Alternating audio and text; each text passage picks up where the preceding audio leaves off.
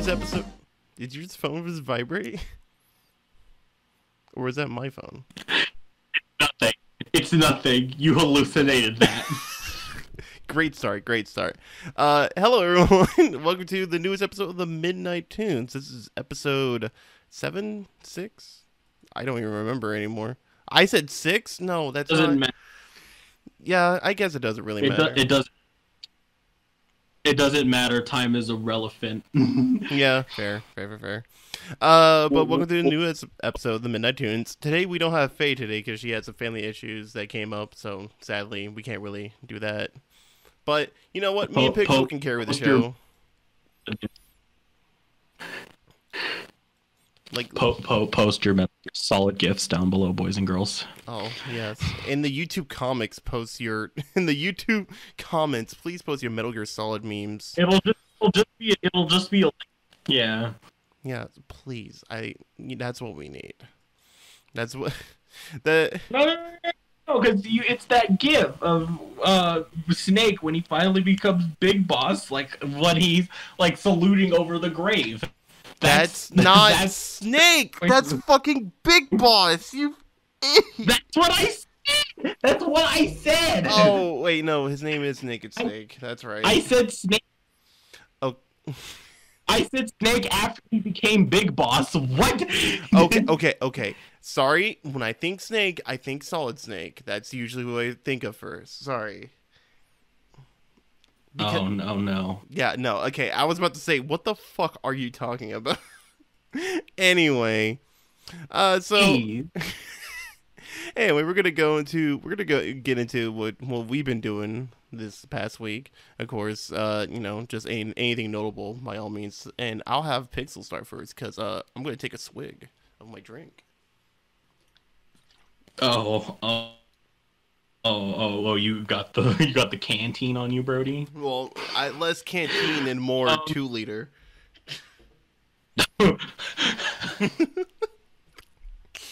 All right. To be fair, it's not completely full, just a little bit. Minus my Doom Eternal hype level and excitement over Scott Pilgrim versus the World being released. Yeah. Other than that, it's just been a week of my comfort. Cut out there for a little bit because I was doing some internet shenanigans. What was the 2 games you played? It was Scott Pilgrim and Doom Eternal. Scott Pilgrim, Valhalla, and Super Meat Boy Forever. That is what I've been playing. I know about Valhalla because my good friend the Tobal Jones, as people online may know, he's super popular. You know, he really loves Valhalla. Like he really loves that game. Me and him played a little bit of it a while ago, but yeah, it's real good. It's got a good soundtrack. For sure. Yeah. I think my 3 favorite songs right now are Meet the Staff, You've Got Me, and Strictly Business. Those are the 3 songs I've had on a loop because Gar Road, the absolute legend, posted all of the soundtracks on Spotify. So that's just what? I got 2 things. One, we should rename the podcast to that song named Strictly Business. And 2, this podcast that actually sounds like a good name. Yeah, but not for the content we're making. But second, we'll do it Celeste style. Midnight Toons is side A, Strictly Business is side B, and then we actually get down and dirty with like actual NSFW stuff. Yeah, and we'll post it on B side would be sunlight. It would be sunshine reality. Yeah. Midnight Toons, midday anime. Oh man, there it is. God damn it. But yeah, that's pretty cool. Anything else? I am now close to being broke again. Good job. That's my favorite show. I think after that, not previously mentioned, but my journey for headphones may have possibly come to a good conclusion, the meme go on for a while more, but I don't know. I'll take whatever I can get at this point. Okay, I was gonna cut that out, but like right when you said it's coming to a conclusion, like you just like wait, click, click, click, click, and I'm like, that's not ominous at all. That it wasn't your fault. It's my internet just being weird. But yeah, no, that's cool. My yeah, don't worry. But yeah, I gotta. Yeah. Damn it. Say what you're saying. Okay, I was making sure. Finish this. But aside from that, I've done a few things, not too much in the past week. I've been working a lot. That's all I can really say. But there's some notable things. I've been playing through Enter the Gungeon. Like I've been getting back really into that, and it's really good, really hard. Ooh, baby, it's really hard. Who have you been maining? Who have you been maining? I've been kind of switching between everyone, but I'm primarily using Hunter and Convict. Yeah, just having that extra weapon in like the starting area is so good. Yeah, I mostly use Convict because the Molotov cocktail it's really annihilates the first floor bosses. Yeah, I know. And then that I'll probably have gotten a better like equipment. Yeah, so. like after that point, if you still have it, it's just a good just a good room clear sometimes. Utility, but it's a burner utility. Yeah, I do like the what was the fucking thief dude? Oh man, pilot. The pilot? Pilot, yeah. Okay, I thought thief because I was like thinking Han Solo. Yeah, I do like him because I like the lowered prices in the stores. You know, that's pretty good. I don't know what the fuck his item is. It's the lockpick. So if you're near a locked chest and you don't have a key, you can use that on the chest. Like you stand next to the chest, you press the button for it, and there's like I think like I don't know the actual percentage, but it's like it's like a close to half percentage that you can unlock the chest for free. Oh. But if it fits, the lock breaks and you have to shoot it. Oh, okay. I actually did not. That's kind of dumb. Sorry, no. I feel like I'm kind of dumb. The only one I ever really enjoyed that much is the Marine because he gets an extra thing of armor, which is cool. Yeah, extra armor. If you're new to the game, the Marine, like everyone says, oh, just play the Marine for the extra armor. No, if you're new to games, especially like bullet hell games, you're better off picking anybody else besides the Marine. Yeah, because that extra armor will give you an extra hit, but his weapon is ass. His utility gives you ammo, and that means you have to find a gun first. And yeah, he has and minus like I think the military training. I forget what that even does. I don't remember. There's no point in playing him. Yeah, I know there's like an unlockable character, but you need to like beat every other character's like secret thing. I forgot what it was. It was like going in the past or something. All the characters that are unlockable is the Bullet, who you just have to beat the dragon once. And then you'll find like some caped bulletkin running around the first floor. Okay. You can, if you kill everyone else but them, they'll run away. Yeah. And if you do that enough times, you unlock the Bullet. I forget how you unlock the robot. I think that's like a multi-run progress kind of thing. Because I know that, I just realized I didn't explain what Enter the Gungeon is. For those who don't know, it's a roguelike bullet hell essentially, where you choose like the four selectable characters. They'll come with their own setup. They'll start off with their own weapons, specific skills that will like help. Oh my god. That will help them like traverse each room in their own special way. Here. Just TLDR, imagine if Diablo met up, like, or like Diablo's like crawling met up with like a Japanese bullet hell shooter, and they had a very retro bit baby. Yeah, it's really good. I really like the fucking intro. It's tight as fuck. Like the intro screen when you start out the game is fucking metal. You see the fucking cool ass cowboy dude. You see the gungeon. You see the fucking the dragon with the gun head. It's awesome. The song's good. Yeah. And other than that, like the pixel art in general is really good. I just love how like it's really detailed, and I also just love the designs of like. It's Enter the Gungeon, and literally everything you're going to be fighting has something to do with guns or bullets. Everything is guns. You shoot bullets at bullets. There's one non-gun related item it's a sword, but it's called blast. Yeah, yeah. That's a weapon. Yeah, it's real good. Really, Like, all the bosses there's only all the bosses got like gun like pun names. gun My favorite is puns. Beholster. You fight the Trigger twins, which like do wield pistols. Yeah. There's the Bullet King. I'm trying to think. There's a Dragon whose head is literally just a 45 Magnum. Beat that. Yeah. I'm trying to think. I think like minus the outside characters that you meet in the intro, everything is just gun related. Yeah. No, everything's just guns because it's the gun. It's very. But if you're thinking of playing it, just know it's very perfectionist, meaning you're just gonna get your ass kicked. Yeah, no, it's definitely one of those a few games times. Where you really gotta like fucking get in there. You gotta drill in what the game tries to teach you, and don't even think about leaving the game alone for a couple of months, because the moment you come back, you're gonna resume being ass and have to restart the progress over again. That's why I'm not saying you need to complete it, but like, it is not a game. It is a game that doesn't give a fuck whether or not you're a new player.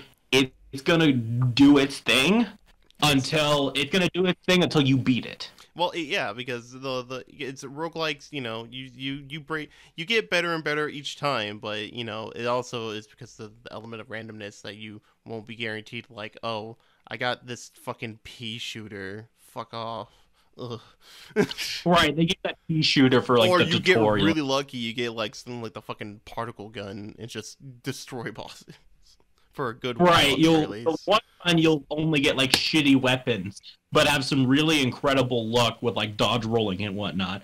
And then another run, you get some really awesome overpowered weapons that can kill all the enemies, but you accidentally fall into the pit one too many times and end up dying because of that. Yeah, that is also the most important thing if anyone who does decide to play this game is dodge roll. Not only is it important enough that the fact that the studio made this game is named Dodge Roll, but that roll is gonna be the thing that keeps you alive because it's really good, but it's also like fuck. You need to really learn when to use that, or literally, just keep mashing, I guess.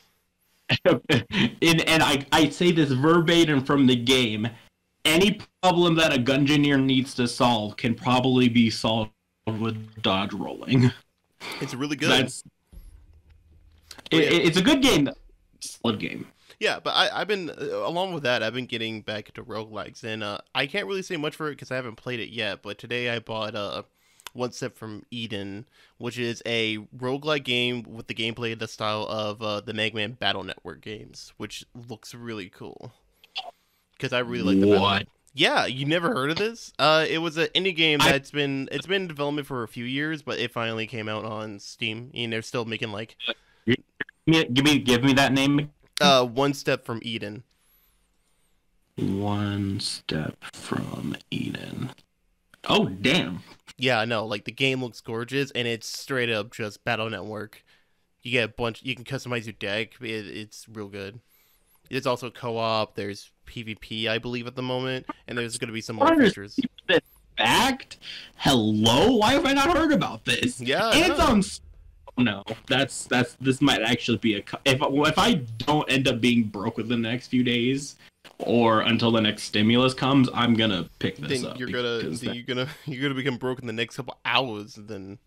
But yeah. But yeah, no, I'm gonna play that later. I just haven't gotten my hands on it today because I've been busy with stuff.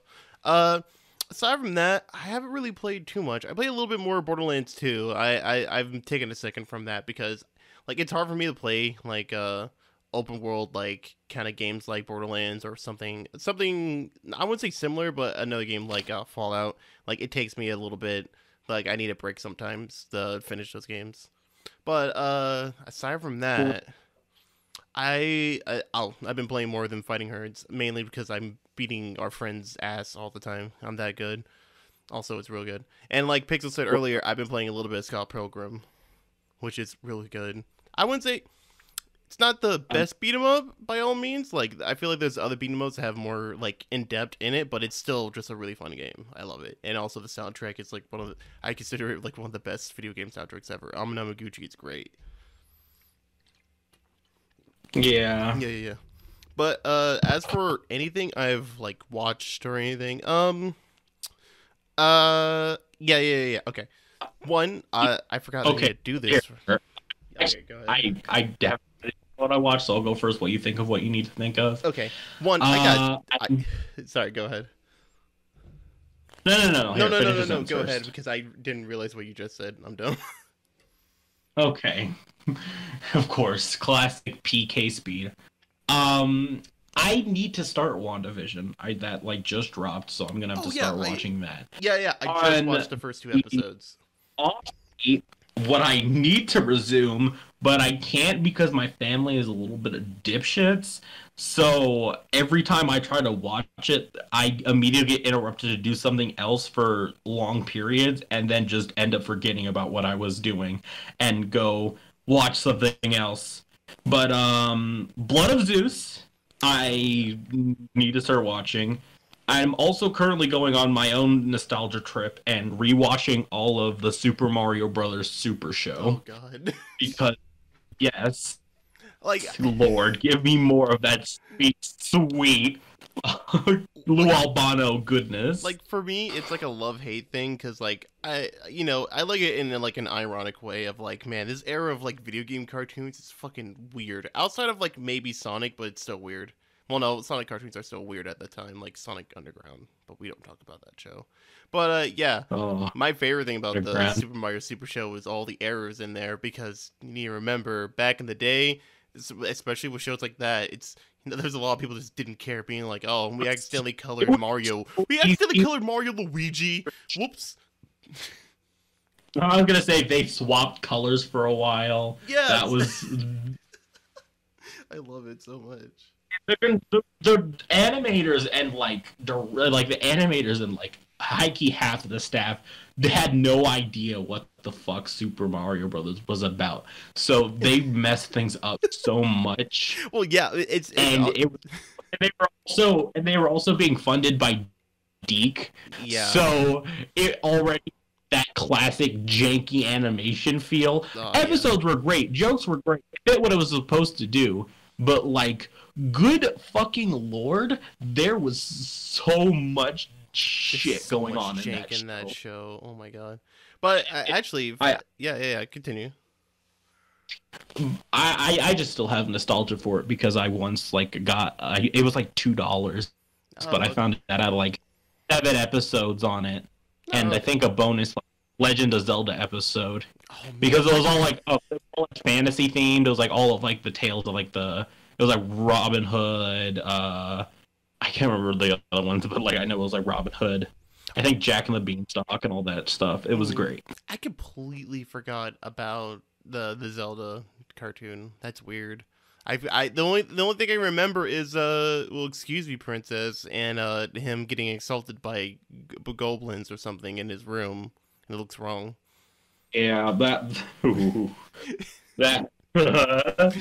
show had a whole going on because it actually had to keep up with lore, and the cast actually had to figure out what Zelda was, but they didn't actually want to, so they just winged that. Yeah, and they fucking not only didn't he figure out with Zelda, then he figured out with Link. Link sucked in that show.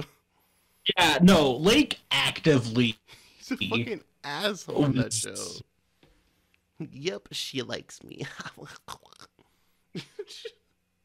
But yeah, you actually mentioned Deke, and that reminds me of, because everyone knows that I'm working on my award-winning review of Beastars, sometime soon, I guess. I don't know. I've been kind of preoccupied with a lot of things recently, so I'm not giving a date like I did like a year ago, and yes, it's been a year. But that actually is a video idea I really want to do. Is I want to like cover every single Deke show that's ever been like created by them. Not like they like dubbing or anything, like, because I know they made like the English dub for Sailor Moon when it came out over here, or like. Sure, you want to go down that rabbit hole, my boy? I do. I actually have already been, and I found some weird stuff. Like they made some weird sci-fi Odyssey show as one of their first shows because they originated from France, I believe. It's all on YouTube too. It's weird. But also I wouldn't cover like stuff like that they didn't fully like finish, I guess, because they actually did make like a few seasons of Care Bears. But also that's also because I want to talk about Care Bears at some point because I have a birth obligation too. But yeah, no. Go ahead. No. I'm kind of done talking. So okay, cool. Yeah. What shows were you watching? Actually, as you mentioned earlier, I got to see the first 2 episodes of WandaVision because I was hanging out with friends and they were like, "Oh shit, fucking the first 2 episodes are on right now. Let's check it out." And I was like, "Oh okay, I'll watch it." It's charming. It's pretty. It's they do a pretty good job of making it emulate like really old black and white shows. Like it does a pretty good job, and it's also really funny seeing Vision's actor just like be all like cheerful and like acting like human. I guess that's the best way to put it. It's really cool. Yeah. I like how the whole premise of the show is like, or at least from what I've seen, is how like Wanda is like consistently keeping Vision in some sort of like trance state. I can't fully I can't fully say for the first 2 episodes I've seen, but there are a few moments where like you can tell that there is something going on, but there isn't like a clear like, hey, it's this. But those moments too are really unnerving. Like they're really good too. Like there's one near the end of the first episode where it's just like really like, oh my god, wow, jeez. Yeah, and they're also doing the good streaming practice of instead of releasing all episodes at once, they're releasing them every Friday. I could go either way. Like I like to bulk it sometimes. So, right. I do that a lot with Netflix, depending on the show. Because like at least if I have any say in the world of streaming services, yes, like if you release a show all at once, sure they'll get all the episodes, they can just binge it, but then that leaves them with nothing else to watch. True. It kind of depends on the type of person, I guess, because I know a lot of people who love just binge it now, just done and done. But I also know certain people being like, I like to take my time with it because it like they want to do it like how they did it with television back in the day. Like they want like new episodes each week or something. Which I think it's just a matter of like it depends on however you want to do it. It makes no difference to me, but hey, whatevs. But yeah, no, WandaVision's pretty good. I'm not even like the biggest MCU fan. I thought it was pretty good.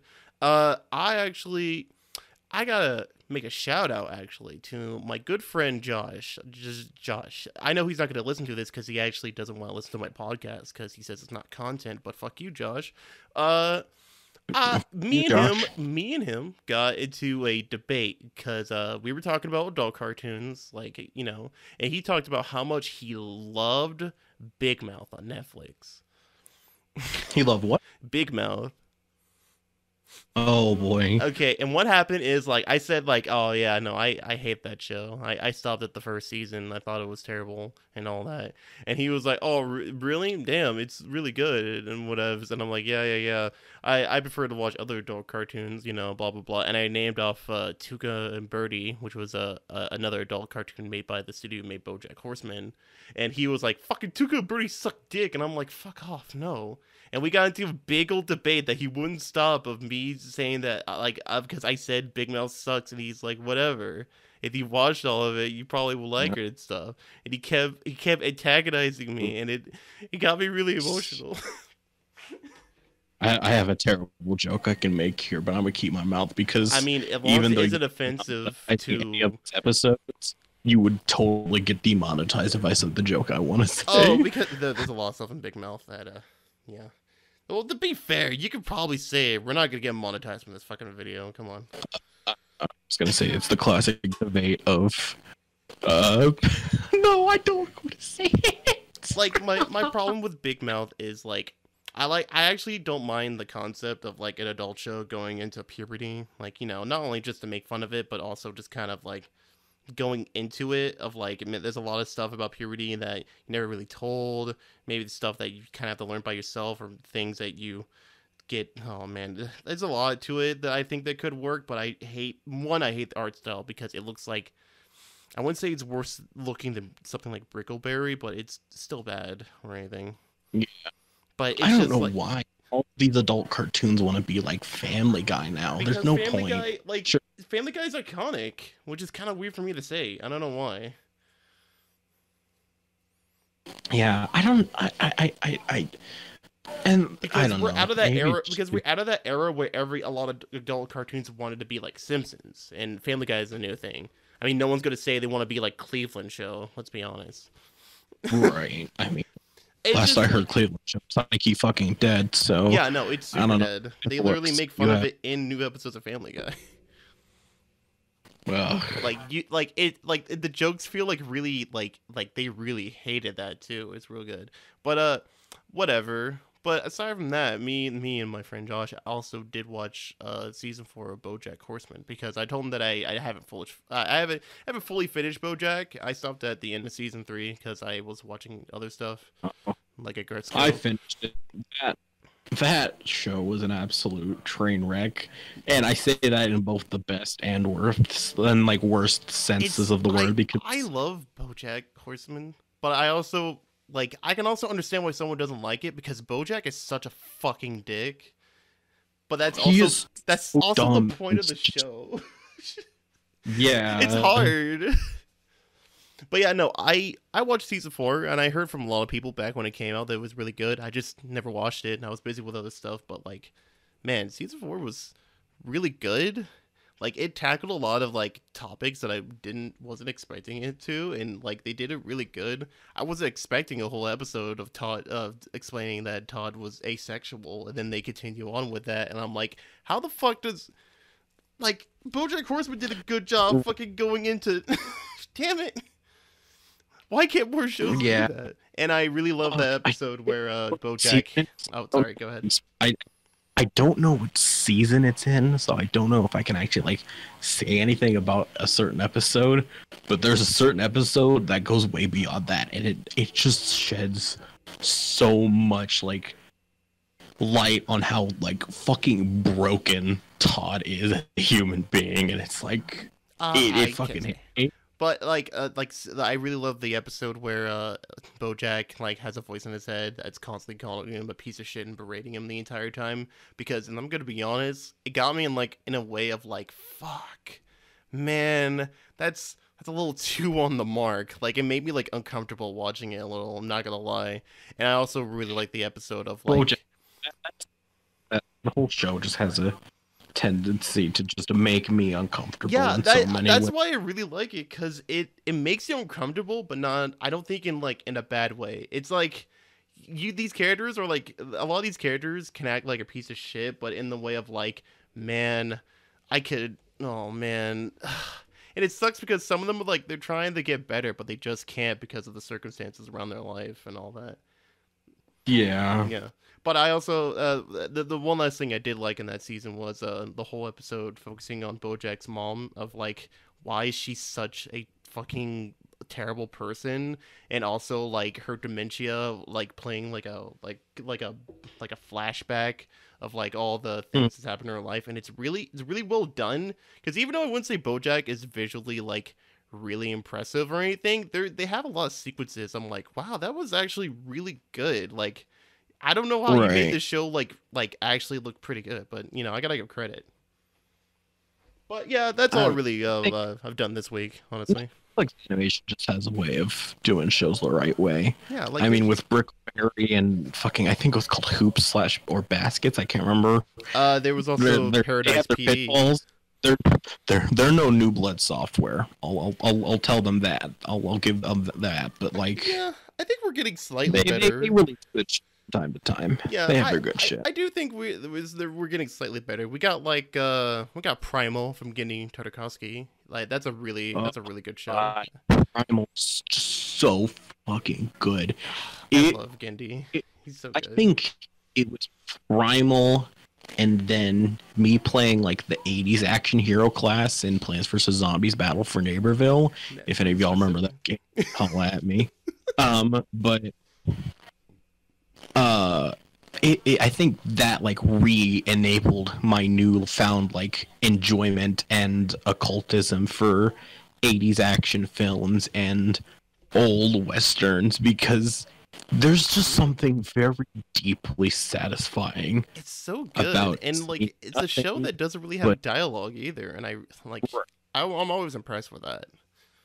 Primal was very satisfying, Like and it's I'm good. not saying it's like, oh no, now I want to go out and fucking spear somebody. No. It was satisfying. I got to see visceral shit in front of my eyes with no sense of it being like disgusting or like Like terrible, it and it felt had its lighthearted moments too. yeah, like Like, it and felt natural in that spoilers show. Primal, because I haven't actually seen like it. Like, I think the entire first season's just available everywhere on the internet if you I can believe find it's it. on like the But like Adult Swim website for like free or something. right, the Adult Swim website hasn't. Yeah. But like when we sit to see the caveman and the mother dinosaur kind of just hang out and be like, it's not what's it called, unwilling brothers, I guess, or unwilling bros. It's just like, That was neat. they're trying to survive in this world together. That's, Right, primal they're and just trying to unhinged. survive and vibe. That was nice to see. It's really You yeah, know. it's like And then it's just, it also changes to another scene where that other I forget what actual the species are, yeah. but there was that other fucking dinosaur that was bigger, and to see those two fucking rip it apart, and I loved every second of that. Yeah, like it doesn't help that I just love Gendy's art style so much. It's just visually impressive, honestly, and like if everything he makes, honestly. Oh, also I forgot. Every time I mention Gendy, I gotta say, Symbiotic Titan. Everyone go watch it. If you're fans of the Midnight Toons, you have to watch Symbiotic Titan now. Fuck you. Don't really. Don't. Yeah. I don't mean that. I love all of you. But actually, No. I fuck you. Watch Symbiotic Titan. it's so good. It's so good. It's the best mech anime that you've never watched. Anyway, The best mech anime. it's so good, and I'm so upset that I remember when it came out on Netflix, and everyone was super hyped because Symbiotic Titan not only got canceled, but it's literally never allowed to air on television ever again, like period. But luckily, it got it on Netflix, and I saw a lot of people who were like, "Oh yeah, finally I get to check this out," and they got really into it. And then they get to the end, and then their only response is, "Oh, so that's how Symbiotic Titan ends." Fuck. Yeah, That's it the pulls worst you. feeling. It's just like, oh man. But actually, there is one more thing I did watch, which will go into our news.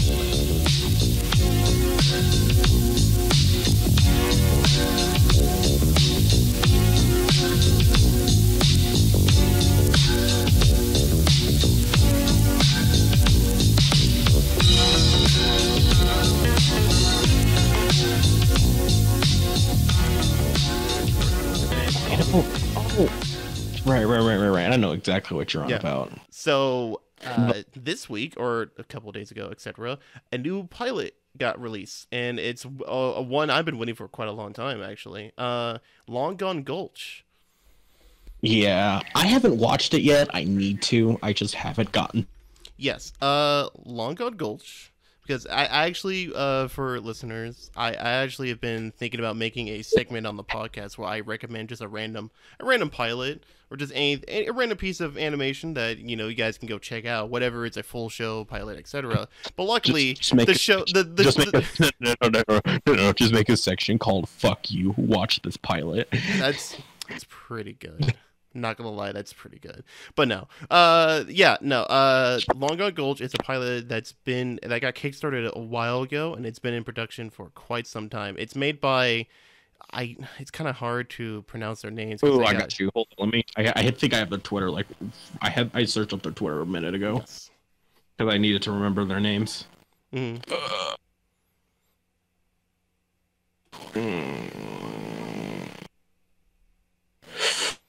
By Tara Billinger and Zack Bellissimo. Oh wow, that's better than I would have said. But yeah, these two are animators who have worked on a lot of stuff. I know that Tara currently works on the new Mickey Mouse shorts, and she's been working on those for quite some time. And Zack, he's worked on some other stuff like Motor City, Victor and Valentino. He's worked on Teen Titans Go and stuff. Oh shit! All right, I'm back.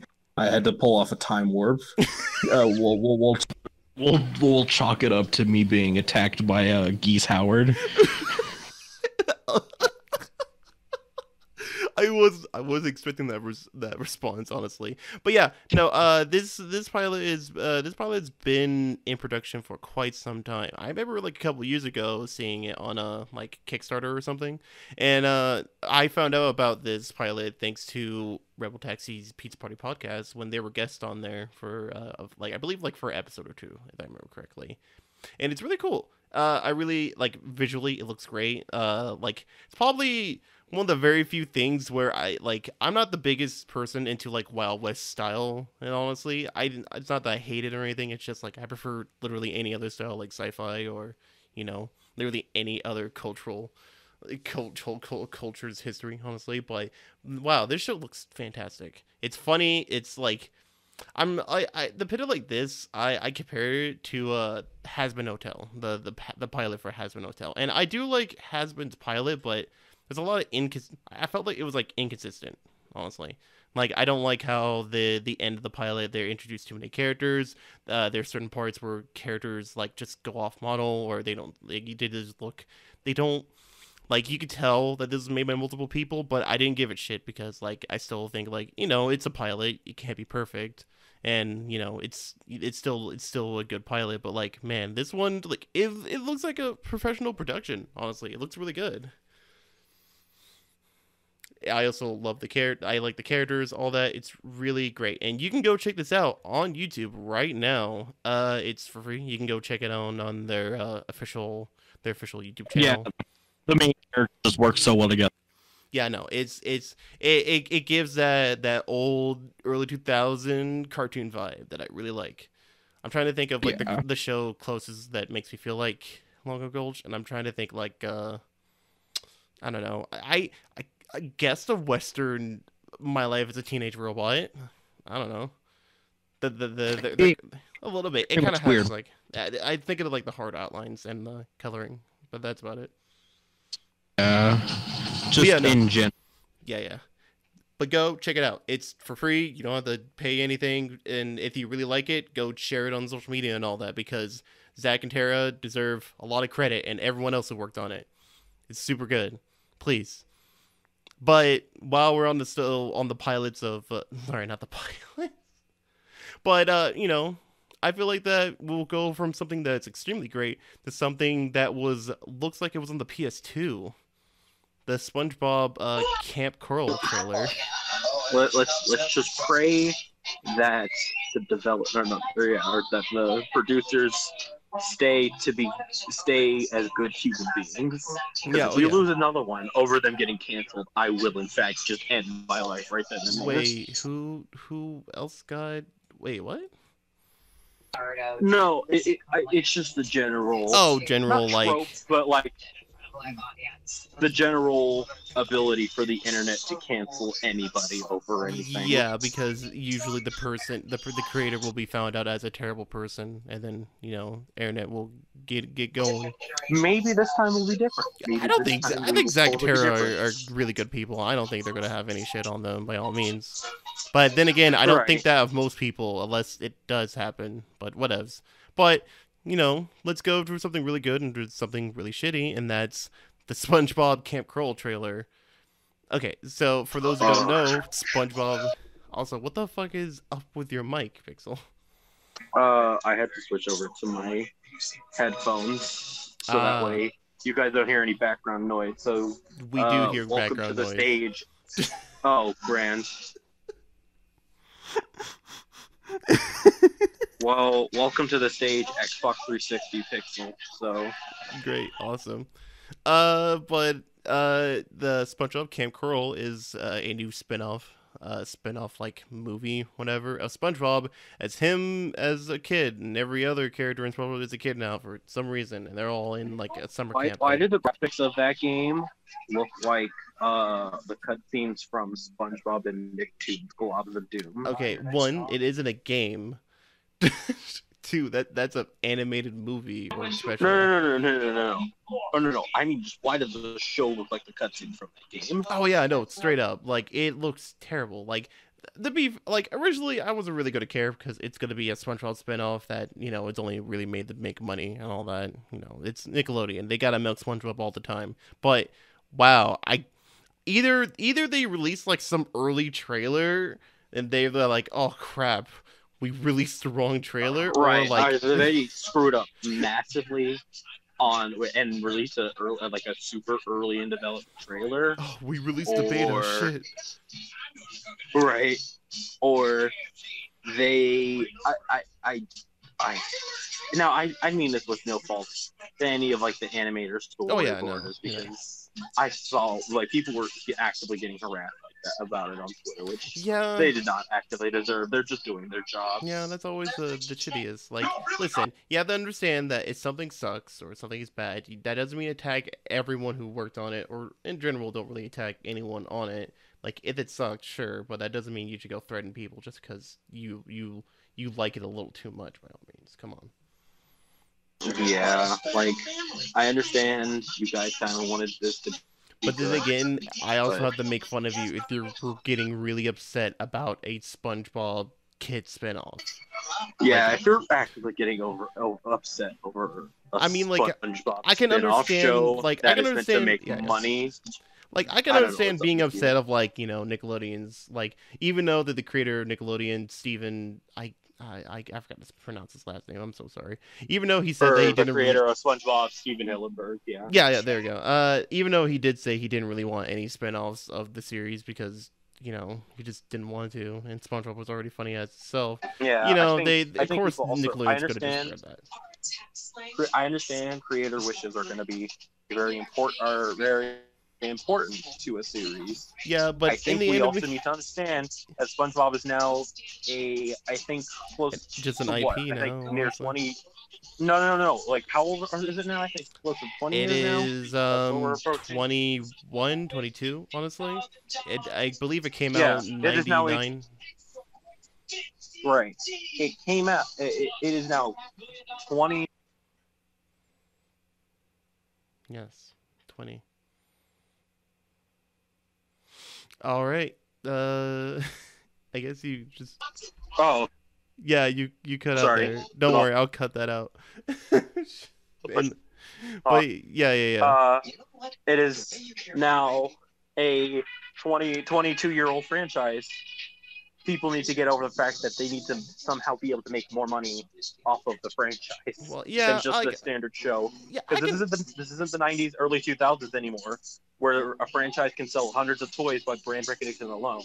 No, kids need something to take them off of their grandparents' tablets and all that other stuff, so that way they can, to experience a product to its fullest. Yeah, my thing with it is just like, I understand being upset that Nickelodeon's going against the creators' wishes, but also it's kind of expected because they own SpongeBob. The one thing that people may not know is creators of creators of shows for like animation, they don't get royalties from the shows they make. The studio does. They only get the amount of sum they get from making the product. Right, it's a working job. Yeah, sure, but like it, the show when it got picked up by a company. Like, it sucks because like SpongeBob is like so like in the perspective, I can't say Steven got any royalties or off of it, but that's the general thing in the animation community, not community, industry. But like imagine, like, SpongeBob's the biggest thing, and it sells so much. Imagine just not getting any of that money, and that sucks. But my thing with it is like, yeah, no, it sucks. I understand why people would be upset, even though I don't think that still calls for threatening people, because it won't do anything by all means, other than you're just harassing someone who was just there doing their job, honestly. But yeah, why did this fucking trailer look like a PS2? There's no excuse for that. Come on, Nickelodeon. Legitimately, it looks like I keep saying, SpongeBob SquarePants, the Globs of Doom. Yeah, no, that is what it looks like to me. and that's what it will always look like. Yeah. Like yeah. I like just side by side comparison, a shot from the trailer and a shot from the game, they will look near identical. Yeah. Speaking speaking of you know, fuck, I can't even think of a good segue. You know, we're gonna go to there's one more topic that seems pretty interesting in animation, but we'll skip over that until probably later. But we'll get into a lot of the other news, and one of them is I think that last animation topic just requires Faye because yeah, oh boy. honestly, I don't have really too much to say about it because it's just you know what? We'll actually go into it now. Why not? There's an article on. No. I honestly think we should wait.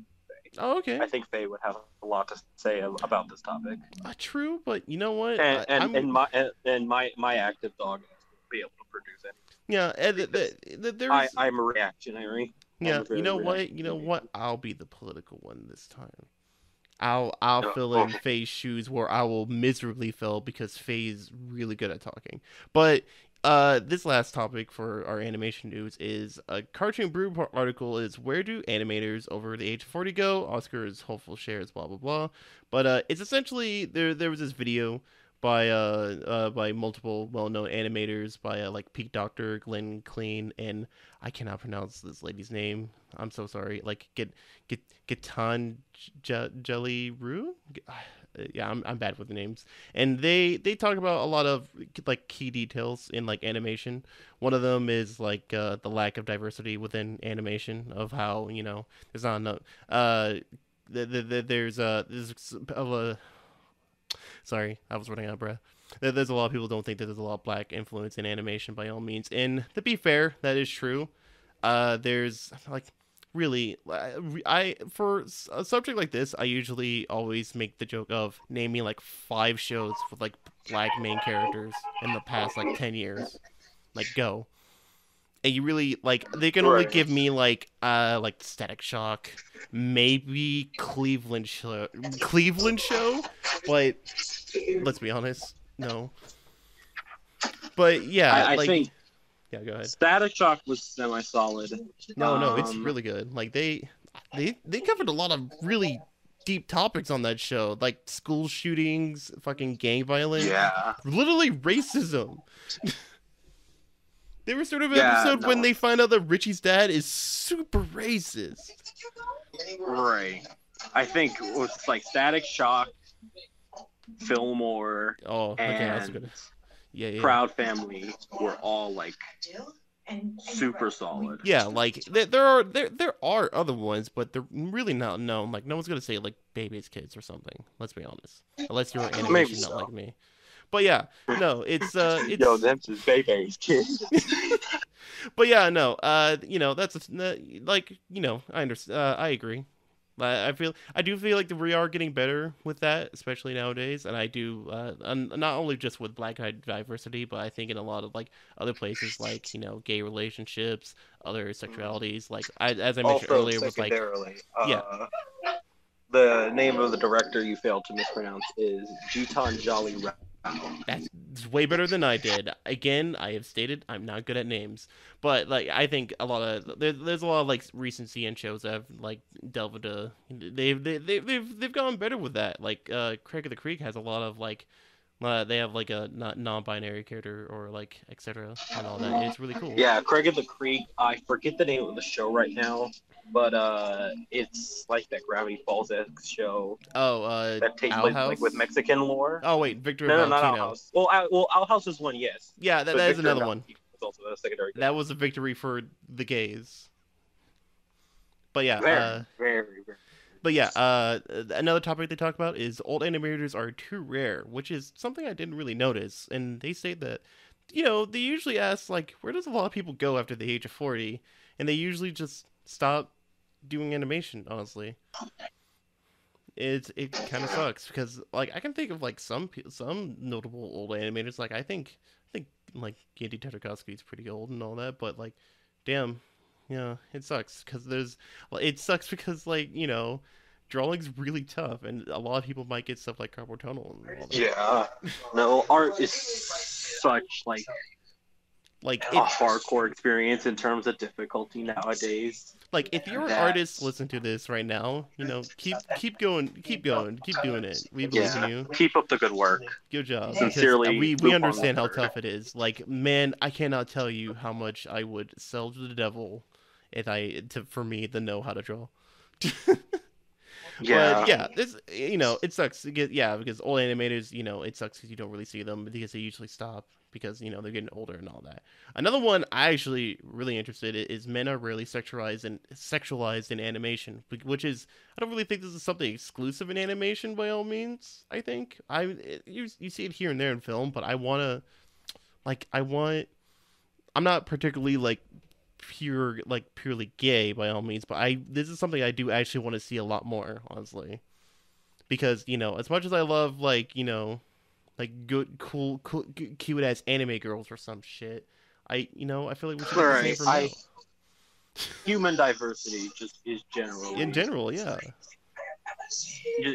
human diversity in art, other animated shows especially, is just like amazing to see. Like like I get super excited whenever I see like a gay relationship in any piece of media. Like there was a recent one I found out in 13 Sentinels at Aegis Rim, which is a game by Vanillaware.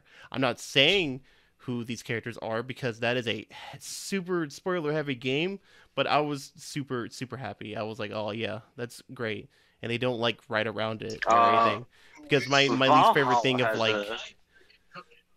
Sorry. I know in Valhalla, which I've been playing. Yeah, for sure. There's tons of that with the character Dorothy. Yeah. There's Stella and Faye, who are a very cute couple. It's just nice to see. And sure, you know, robots can't really like be a replacement for seeing like other skin tones. But it's nice to see stuff like that. Yeah. And it's nice to see those kind of ideas explored. Yeah.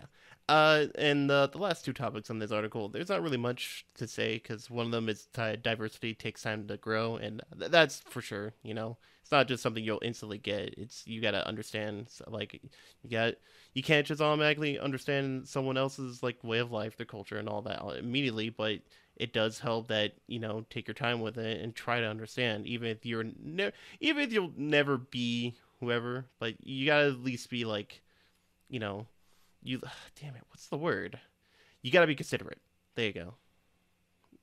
And the pandemic, also on the last one, the pandemic can boost diversity, which, yeah, you know, I can say that because most people are staying inside and wanted just to talk to other people, so it helps. Yeah. So yeah, we talked politics stuff, and I'm not the best at it. Yep.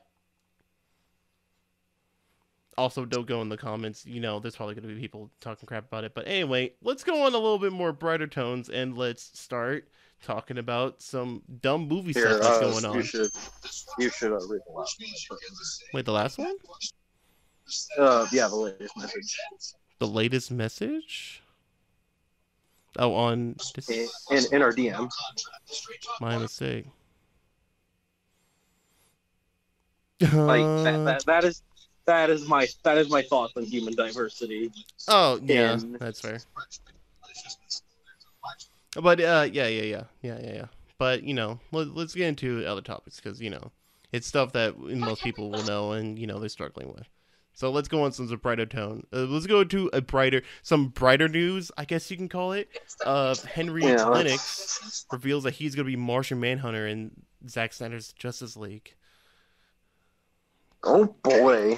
Oh boy. Martian Manhunt is such a strange character to portray. I'm kind of excited. I want to see how it goes. I'm always excited for a DC movie because I don't know what I'm gonna get with it. Even though it's most likely gonna be bad, it's gonna be great. I love it. But yeah, also Martian Manhunter. That's cool by all means. I can't really say much if this actor will be the best for him, But I have seen this actor in quite a few things, and I think he is pretty good. I'll be honest, I haven't heard his name at all. He's in some but stuff, but I can't think of it immediately off the top of my head. it's fine. Like he has This one will of those probably be faces one of it. I've seen. If he's good at his job, this will probably be one of his defining roles, anyways. But don't worry, they'll ruin it somehow. It's DC and Zack Snyder. Like, man, I cannot emphasize how much. Like, I think Zack Snyder's got a couple good movies. Like, I like 300. It's pretty good. It's visually pretty impressive. I think Zack Snyder made the Dawn of the Dead reboot, although I might be thinking of I think that's J.J. Abrams. My mistake. I get them mixed up because I don't care for both directors. I think they make terrible movies nowadays. But yeah, no. Hopefully Martian Manhunter will be good. Maybe he won't look like a gross CGI monster. Oh God, that would actually be a nightmare. Oh man, no, they're probably gonna make him look like they're gonna make him look like a shitty CGI man that's like just gonna look bad compared to like a normal person. I didn't really think about that. Oh man. Just have them go the Justice League animated route. Shave him bald, paint him green. Yeah, I don't know. Maybe give him because the Martian Manhunt costume, and you'll be fine. yeah, the actor. There's a lot of actors who are willing to do anything for specific roles, or they're forced to. Like the dude who played Batman in the Dark Knight movies, he had to gain some weight for the role of Batman and Bruce Wayne. Actors are dedicated, or like there'll be certain actors that talk about how they can't eat too much or anything in particular because they cannot like gain weight for like the actors are insane in the things they'll do. Like for the roles they're dedicated. I gotta give them credit. But while we're on the topic of stuff with superhero movie stuff getting announced, Kevin Feige, Deadpool 3. Yeah, Kevin Feige confirms that Deadpool 3 is going to be an MCU movie. It's teasing its R rating when it's filming. Oh, wow. Which it's going to be, I don't know how to fully feel about this because I do like Deadpool. I think he's a little overrated by all means because he kind of like it to me. It's kind of like the Joker situation where I'm just kind of tired of edgy teens being like, "Oh yeah, I fucking love Deadpool and Joker. We live in society. Oh yeah, baby." Oh. I'm sure the film will be great. Yeah, no, I'm assuming it'll still be pretty good. How much Marvel has just been absolutely pushing Deadpool in our faces for the past so many years. Yeah. I'm really interested to see what the MCU is going to be trying to do with Deadpool because Deadpool's really R-rated, and the movie would probably be ruined if they try to make it PG-13 because fuck. Well, they tried to do that with the second one. That didn't go over well. Yeah, it didn't. But yeah, no, I'm looking forward to it. I want to see what they do with it. Again, I've stated that I'm not really like the biggest MCU person by all means. I enjoy it for what it is, but I also criticize it pretty hard because as much as I like it, I can understand like a lot of them. There's a lot of MCU movies that are forgettable or just the samey, or visually they're not that impressive. And whenever there is one, they're just going to stick with that formula for the next couple of movies because people liked it. Like, they did that with Thor Ragnarok, and that's why we got, like, Guardians 2, Guardians 2 were, like, Black Panther and that similar style and stuff. Right. And I'm just like, oh, okay, they're just going to look for whatever's new. I wish we can go back in the early 2000s where, like, every superhero movie was, like, having Evanescence in the music, fucking just the edgiest, darkest movie you'll see, or they're literally just trying to rip off Sam Raimi Spider-Man all the time. Everyone shits on The Dark Knight, but like... It's got moments. I was going to say, everyone shits on The Dark Knight, but that was kind of like the peak of superhero movies back in the day. Well, I would say for I would say for the 2010s. For early 2000s, it's Spider-Man for sure. Oh, definitely the Spider-Man films, yeah. But like back when we were still transitioning to the internet age, or we were fully came into the internet age. Yeah. And all of the films could just use popular songs for super cheap. Then that was the peak. That was what we were. That's what we were used to. But nowadays, it's all memes and showing off all the best action sequences before So the what film you're even saying, really Pixel? is out. So what you're saying, Pixel, is we need to go back to Spider-Man 3 dancing. Oh, Oh, yes. Yes. Oh, yeah. But while we're still on the topic of superhero movies, Wonder Woman 1984 is not doing good in the box office or streaming office, wherever the fuck. I guess it's box office. I don't really care about it. Yeah, it's I'm not a fan of one. Well, no, I'm not. I'm just not a fan of Wonder Woman. Yeah, that's just kind of the basis. Yeah, I find I find box office funny because I like seeing a movie that fails miserably. Because usually there's a lot of bad movies that will still do great because either they put it in like China or something and everyone watches it in China. That's why it's like the Transformers movies that lasted as much as they have because they get most of their money from China and shit. But man, like Wonder Woman 84 has been doing really terrible. I can't really say much about the movie because the only thing I've seen of Wonder Woman 19. The only thing I've seen of Wonder Woman 19. Reject modern hero films. Return to 80s action. Yeah, we need to go back to like Daredevil, the original movie. I recently watched Last Action Hero, and that was more a comedy thing. But oh man, it still had its good action pieces. I watched some Jackie Chan's films. They're fun. I think the one that sticks out in my head the most was Rumble in the Bronx. Which my was favorite great because because the plot of Rumble in the Bronx is it's literally just the Streets of Rage 2. It's literally just Streets of Rage, but it's Jackie Chan and he's gonna go on vacation. But the plot comes to him. So it's Jackie Chan Die Hard. Got it. No. It's Jackie Chan Streets of Rage. Yeah, true. Yeah, that's fair. Sorry, because when you said like, there's a lot. I realize there's a lot of movies of like this old like fight dude who was in like the war or something, or like a amateur like martial artist, etc., or master martial artist. Like, there's a lot of movies where it's just like, oh, I'm going on vacation. You know, I gotta de-stress. You know, right? And then It's like terrorist attack or something, or the mob. It's either I'm 2 days away from retirement, or finally some time off from my normal job. I know. And then the village the village just pops up. It's like, yeah. So our action man. Yeah, our action man's the only one who can save it. I'm gonna have to revoke your rights to leave. I'm gonna revoke your rights to live. So. Pretty much. Yeah. But there's not really much, you know. It's Wonder Woman's doing terribly in box office. Who would have thunk? I can't say much because the only little bit of Wonder Woman I've seen is the Red Letter Media review, honestly. Yeah, and we know how much Red Letter Media loves DC.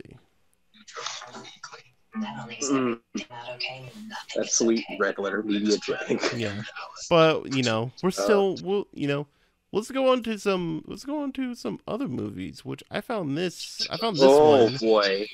Oh boy. Yeah, and this isn't a movie, this is a series. Whoopsie doodle. But I found this out when I was just looking for some news, and John Wick Writer there's a writer from John Wick that's planning to make a live action D&D live-action series. I cannot. I absolutely cannot. Absolutely will not wait to see a bard jump across the table, break 12 glasses, not get cut once, and then beat somebody upside the head with their instrument of choice. Because of a nat 20 roll. Man, like, it's kind of weird because I'm thinking of like Dungeons and Dragons media, and all I could think of was like the really old cartoon, the Dungeons and Dragons cartoon. You think Keanu Reeves would totally play a role where he would try to seduce a barkeep? I wouldn't think he'd play as a bard. You know what? He should play as like the like a really old wise wizard that has to help the party. No. Keanu Reeves can just be the monk of the party. He'll just be the monk. Yeah. He could be What's his name in Cyberpunk? Oh, I can't remember his name. I think it's like his name is like I also John have his name. Silverhand. He could be. Johnny Silverhand. Yeah, he could be Johnny Yeah. Silverbeard in this show. Johnny Silverbeard. Oh no, that's actually foul. He's just like he's got to think about it. You'll know where to go if you follow the eagle.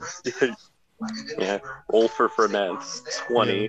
All right, so you hit this dude in his chest so hard, his spine snaps, tears open his skin, his heart comes out the other, and his heart is like flying out of the hole made in his body. There's now a crater. Yeah. That will be Keanu Reeves in the Dungeons and Dragons live action. Yeah, I don't know how much like a D&D live action series would work, but you know what? I had an idea of like if they were to make it, I want like every season to be like like it's them basically doing like a D&D module. Like fucking one of them can be fucking oh my god, I cannot remember any module names off the top of my head. I can think of Tiamat, but I don't remember the full name of it. But that's also because I really like Tiamat. It's fine. It's fine. No D&D player actually remembers any the modules. Yeah, there's a lot of people use the modules. They either, to be fair, but no one remembers the names. Yeah, damn it. I literally like looked them up the other day and I remembered some of them, but fuck me. But yeah, no, I think it could work like that and actually be pretty interesting. It could be like an anthology series where like each season you're following a different party and they're going through like an official D&D module. One of them could be like Tales of Waterdeep. There you go. That's one of the ones I was thinking of. Yeah. I really want to see them do Curse of Strahd, and then for that season, instead they decide for like one season they'll do it animated, but they hire out Powerhouse Studios, the people who made Castlevania and Zeus, and they cross over with Castlevania for that like entire season. Yeah, okay, but it's Curse of Strahd. You're going that's what I want. That is what I want. You're essentially just saying, this live action show, just make it animated. I don't care. No. It'll only be for that season of Curse of Strahd. Because they'll do the Curse of Strahd module, and it'll only be animated for that season. At that point, why not just make it a whole animated show? They'll make a simple one-time voice world joke. Yo, what the heck just happened? I don't know. I think our actors got lazy. You can't just say like, it'd be really crazy if like the D&D show they just started crossing over with Castlevania. It'd be like me being like, man, I hope they do a fucking the Tales. Actually, no, screw it. Just do a live action Castlevania. Like season. It's not even about D&D anymore. You just want Castlevania. Yeah. You want live action Castlevania, Pixel? It's called fucking Blood Rain. Van Helsing. I was gonna say a Van Helsing with Hugh Jackman, and I forget her name. I do like that movie. I remember actually, that movie actually has a animated prequel. Wait, it does? Yeah, I know there's a game that does a verbatim of the movie. Yeah, no, I believe it may be like certain copies of the movie or something, but Van Helsing had an animated prequel, like it's like an OVA like type thing. It's only like a short movie. It's only about like I would say like close to an hour. It's not too long. But yeah, no, it's a prequel of like almost directly what happens before the beginning of the film. And I don't remember the studio that made it though. I remember that I found about it as a kid years ago, and I watched it a couple of times, and I was like, "That's cool." But yeah, it exists. I'm pretty sure you can find it I on literally YouTube. just found it right here. It's called Van Helsing the London. Yeah, it's about him. It's because the beginning of the Van Helsing movie with Hugh Jackman. The beginning of the movie is him confronting. It Mr. also Hyde. was made by Universal Cartoons. Oh, okay, yeah, okay. But the beginning of the Van Helsing like movie, the regular movie, it's him confronting Mr. Hyde. Dr. Jekyll and Mr. Hyde. Yeah, and the prequel focuses on that. So it's him trying to stop him. He's also basically just doing Jack the Ripper shit in Britain, but he's also Dr. Jekyll and Mr. Hyde. But whatevs. But yeah, to return back to this D&D live action series that's getting made, it says that this writer is working on the upcoming Falcon and Winter Soldier series on Disney Plus. And he's also working on hold on. He's also working on a Just Cause film. Oh, he's gonna be the screenwriter for that. But still, a Just Cause film would be so terrible. It's gonna be so because most of the fun that is derived from the Just Cause series is because it's from the player doing dumb shit. Yeah, no one's there for the story. Wait, finally, my favorite story, Just Cause, is gonna get. Yes, finally. Oh, I get to listen to. I can't even finish that joke because I can't remember any of the characters' names. Yeah, no, straight up. Like literally, all I know Just Cause for is because you can actively like ride missiles with a grappling hook and then like control them mid-flight. Yeah, and destroy like tens and thousands of lives. Yeah. Don't worry about it. But yeah, that's not really much. I think a D&D live-action show could work if they actually put effort into it, but that's a lot of things. I think it depends on how they decide the world works. Because if they do it like the animated series from way back in the day, where it's just they're not regular old people in the Dungeons and Dragons world. You'd be surprised. Yeah, you would be surprised. Like I feel like the reason why I'm not particularly really too worried is because D&D has so many stories that you could just take. You could barely put any effort into it and just do it. Maybe fill in some blanks here and there in a couple episodes, but it's easy. They have a whole story for you to use. It's not that hard. Please don't fuck it up. But but you know. They would be like, oh yeah, 6 ordinary kids get put into the world of you Dungeons think that's what's and they're gonna Dragons. isekai it?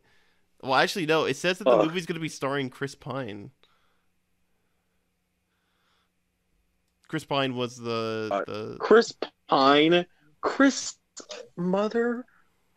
Oh my God, I'm not saying I'm not a fan of Chris Pine, but I'm not sure I can handle Chris Pine in Dungeons and Dragons live action. Yeah, but it could it's not even it could be all right, for fuck's sake. They literally have just a free script right there. It's got to adjust some things, But yeah, that's about it for the regular for most of the news. But there is one more piece of news that I found on a whim, and I haven't read it because I just saw it and I was like, we gotta talk about this. Even if we don't read the article, I gotta start talking about this. Oh no! What is it? Actor Tom Cruise, the Lord and Savior Scientologist actor. He reportedly buys robots to enforce COVID safety on film set. Oh! I know what you're talking about. You think he bought them from Elon Musk, and then that technically will lead to Elon Musk finally fulfilling his duty of providing the world with Android girlfriend. I didn't know how to react to that the news article name because I was like, Tom Cruise, COVID safety is important, but I wasn't expecting robots to become in the mix of it, honestly. No, you think you're all hot shit that Tom Cruise pulls up with fucking. He pulls up with his 2B twins. Oh, he's actually an active Nier Automata fan. Oh no! Oh my God! That sounds like a Black Mirror episode. It's Tom Cruise and his 2B androids keeping people away from him so he won't catch COVID. Don't worry, their giant asses protect me. He's essential to humanity's existence. Oh, damn it. Sorry, I didn't mean to bang my mic, but oh no. Man. He think his favorite is 2B, but when he goes home, he's got his secret 9S just for him.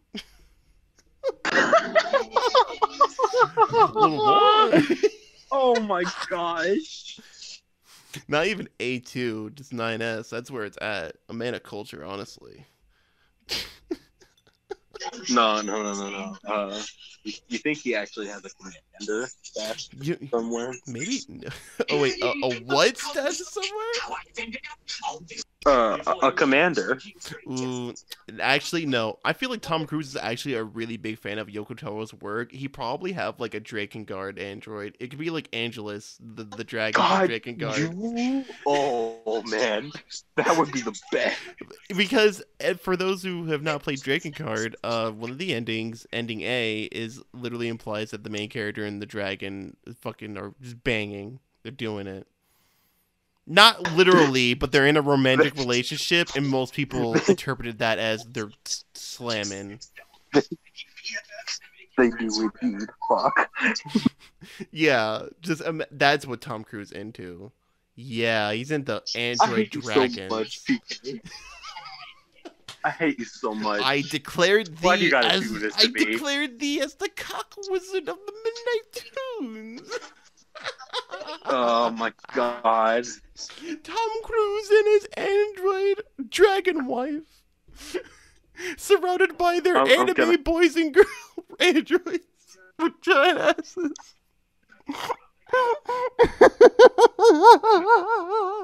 I'm gonna have to go all out. And it's gonna be Mission Impossible 8. No. Fuck. It's Mission Impossible 8. Become as gods. No, wait, no. It's Mission Impossible 8. Glory to Humanity, and it's Mission Impossible 9. Become as gods. There you go.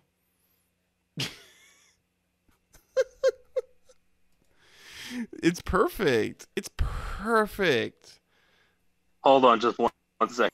Oh no. Oh. I can't. Oh man, I can't. Oh, man, I love that. Tom. Mission Impossible: Glory to Mankind, Become as Gods edition. Yes, where Tom Cruise hurts himself, almost kills himself so much he becomes Jesus. No. But I need to know if Tom Cruise turned on the ability to self-destruct in the options menu in Nier Automata. I mean, I wouldn't put it past him because, like, I'm not saying I'm the biggest fan of the Mission Impossible films, but I gotta give credit to Tom Cruise, who he's pitting himself out there, and I'm pretty sure one of them he's like broken his leg for a stunt.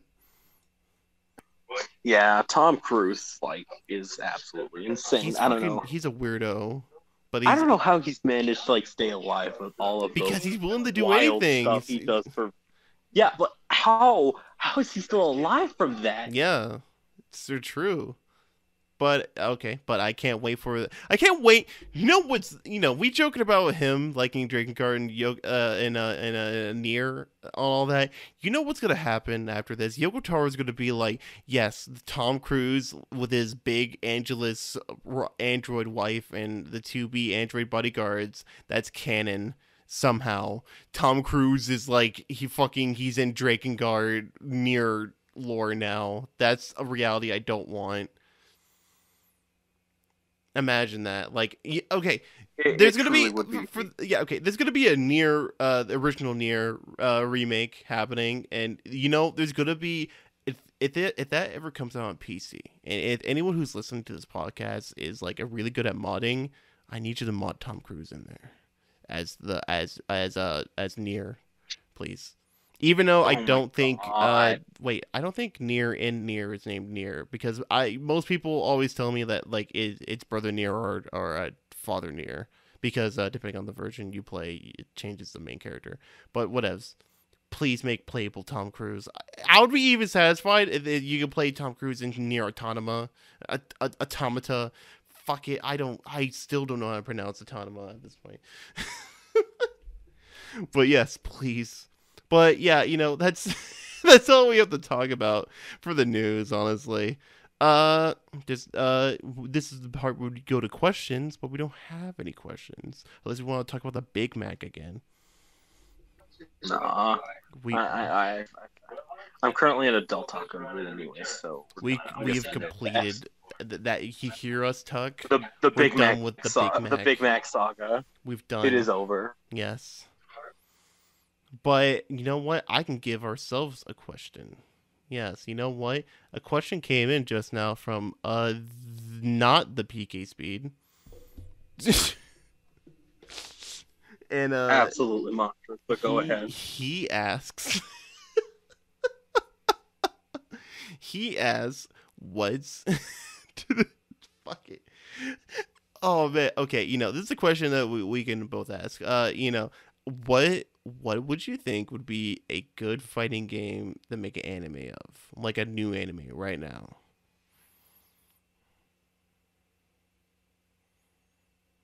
Like right now.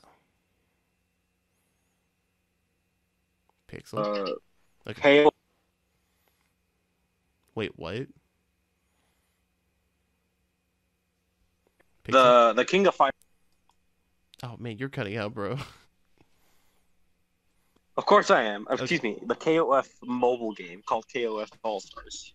You want to show off a KOF mobile game? Yeah, have you not played KOF All Stars? There's like a super deep story for some reason. Yeah. Oh my god, actually that would be kind of amazing. I want to see animated fucking The Rock telling the Orochi that I don't care who the fuck you are, let's fight.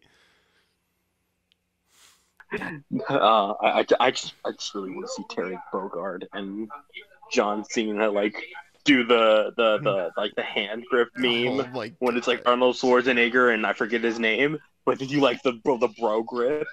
I want to see them do that. Yeah. And then at some point, I just really need, I really need SNK to add in Duck King to the fighters. No, be quiet. You know what? So that way then, you can have an entire sequence dedicated to him. No.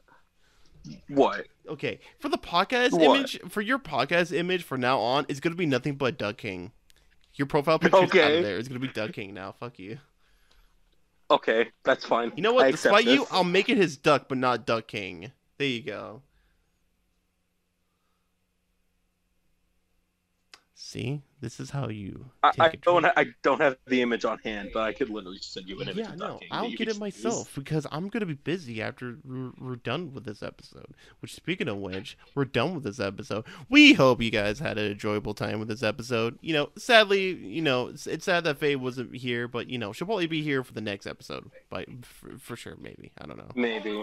But until then, don't be an idiot on the internet, please. Don't be a ding dong, please. Especially nowadays where everyone's on edge all the time. The worst.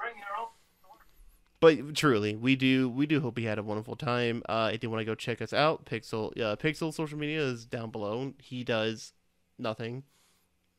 Yeah, no, literally nothing. Yeah, I mean, he'll although maybe if you sincerely actually want to interact with me, you can add me on Discord, and I'll send you memes. Yeah, sorry, that was my favorite. That was my favorite bit from the last episode of just me and Faye losing it after you just added your Discord and you just saying I'm so lonely.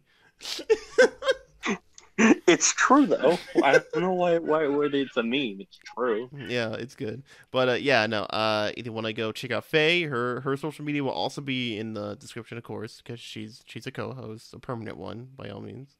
You can go check her out. She loves girls in politics. That's Faye's deal.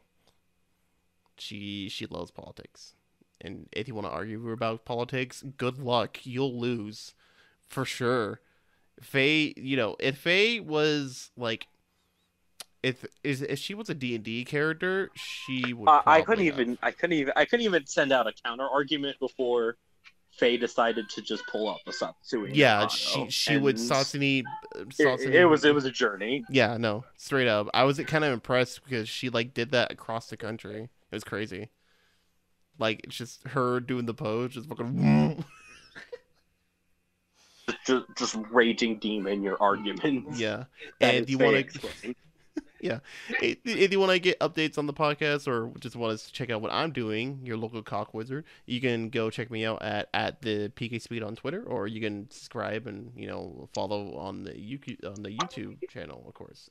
Just do the YouTube things. Also, a quick update. I know I haven't uploaded most of the episodes onto SoundCloud, but that's also because I don't have an unlimited SoundCloud account or whatever it's called. I forgot. Because you can only upload a certain amount of stuff on a free account.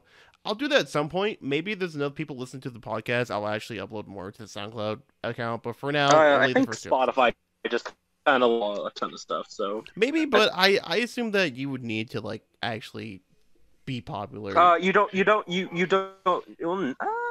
It's not even popular. If you just put the link somewhere, No, people okay. will probably click it. Yeah, okay. I'll check that out later then. But if you want to go check us out, if you want to go check that out, follow me and all that. We hope you had a wonderful night. I'm sticking with night now because midnight tunes. I realized I should have done this earlier. We hope you had a good episode despite our clumsiness. I don't know. I can't really say. But have a good night, everyone. Okay. See you guys in the next week or something.